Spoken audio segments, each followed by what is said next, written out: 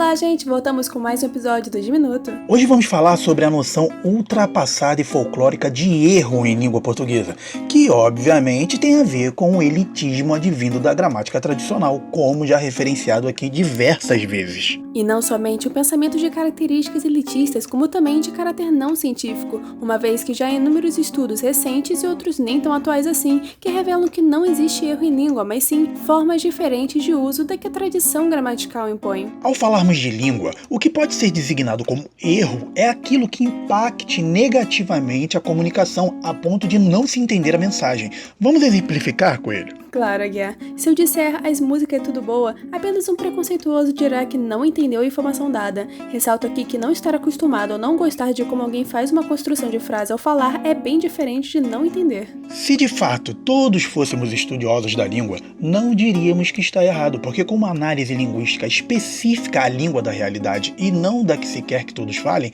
saberíamos que essa frase possui suas regras gramaticais próprias, com uma sintaxe diferente da única sintaxe aceita pelas gramáticas normativas. Mas calma, não vai sair por aí falando que pode tudo, ok? E muito menos diga que estamos falando que todos têm de ser especialistas nos estudos linguísticos, mas com certeza você pode dizer que justamente por não sermos todos especialistas nesses estudos é que também não podemos ficar espalhando mitos de linguagem, que na verdade são preconceitos mais do que aceitos pelo senso comum. A prova disso é que em outras línguas, como o inglês, por exemplo, esse tipo de construção é perfeitamente aceitável, provando que não é fruto da mente burra de brasileiros ignorantes. Por isso que o linguista Marcos Bagno diz que as gramáticas tradicionais simplesmente fizeram uma escolha e decidiram abrigar em suas páginas somente algumas poucas regras dentro do universo variadíssimo de regras gramaticais que existem, por exemplo, na língua portuguesa falada no Brasil. Todas as que ficaram de fora também têm sua razão de ser. Na língua, nada é por acaso, tudo tem uma explicação. Ninguém fala errado porque é burro ou preguiçoso. As pessoas falam diferente porque empregam regras gramaticais diferentes.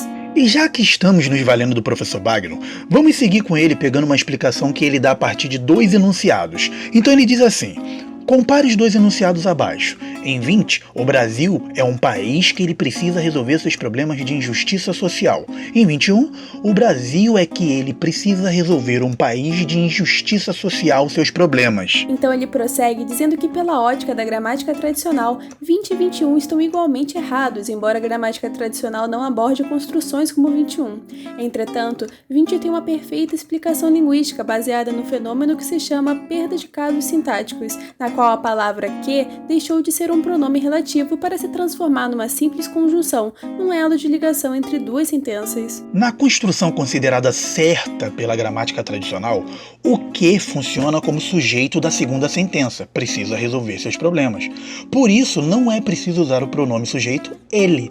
Em construções do tipo 20, o falante do português do Brasil simplesmente reclassificou a palavra que, analisada não mais como um pronome relativo, mas como uma conjunção, como era o caso, por sinal, em latim. O português do Brasil, assim, depois de dar uma volta quase completa, voltou a ficar mais perto de suas origens latinas do que as regras da gramática normativa. A linguística sabe que é praticamente impossível na fala de qualquer brasileiro frases como a 21. Pensa você aí se já ouviu até mesmo alguma criancinha que está aprendendo a falar falando assim. Pode pensar em adultos analfabetos também, mas seja sincero, não força a barra. Não acontece esse tipo de frase justamente pelo que falamos anteriormente, que frases assim não fazem sentido. Logo, ela não transmite nenhuma mensagem, muito pelo contrário, só apenas não comunica como gera perturbação na comunicação.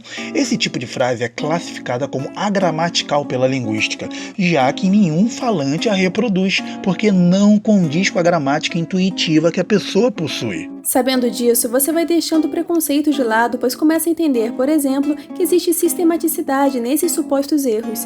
Em outras palavras, eles são regulares, possuem suas regras gramaticais.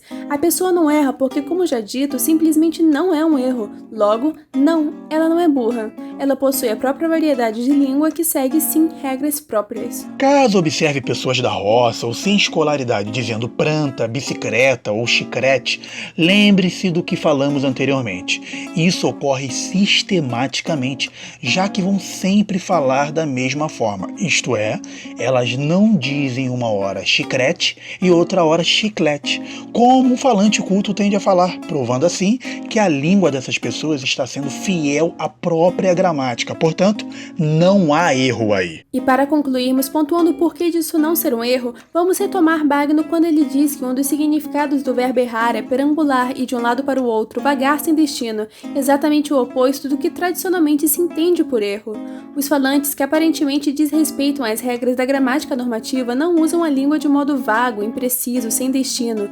Muito pelo contrário, eles obedecem sempre às regras de sua gramática de modo mais rigoroso até do que os falantes escolarizados. Quando se fala em erro, a impressão que fica é a de que a pessoa erra por preguiça ou por falta de inteligência, como se ela escolhesse errar, como se ela soubesse o certo, mas por teimosia ou ignorância insistisse em falar errado.